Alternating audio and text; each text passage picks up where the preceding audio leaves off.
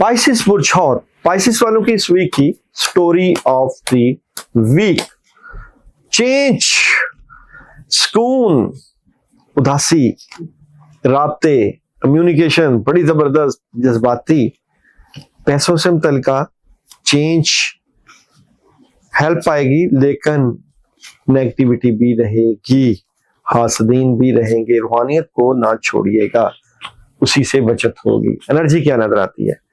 बुर्छौत इस वीक की एनर्जी, कद काट इज्जत में इजाफा, रूहानियत से फायदा, लेकिन दुश्मन भी आपके लिए वबाले जान बने रहेंगे।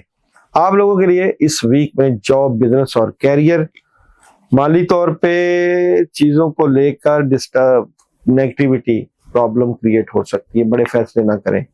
मैरिज और रिलेशन में हेल्प आएगी लेकिन अभी डिसीजन लेने का वक्त नहीं है, चीजें अच्छे तरीके से हैंडल करें।